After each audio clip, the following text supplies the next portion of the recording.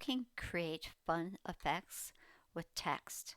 So if I click on this text and I go to offset, now if you wanted to add an offset with an outline, you would use this little dial here, and you can make it larger or smaller depending on where you slide this. You see a preview here of the offset. If I slide it this way, the outline goes to the inside of my text, which is called an inset. I can do that curved. See what it looks like, but oh, that's kind of nice. Let's do that. Now I'm going to uncheck the weld offsets because I don't want to weld anything. And I'm going to go apply. Okay, so now it created that inner offset, which is actually an inset. So you can see these all say offset. So just to help us see them better, I'm going to make the insets yellow.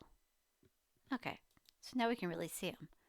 Well, now, what if you wanted to slice that out?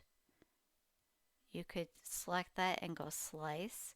You do have to slice one letter at a time because slice will only work if you have two things selected. So to do that, you can see I'm going above my letter and then going straight down. So now I'm just selecting the stuff for the X on that choice. Okay, so now I'll do the T and slice that.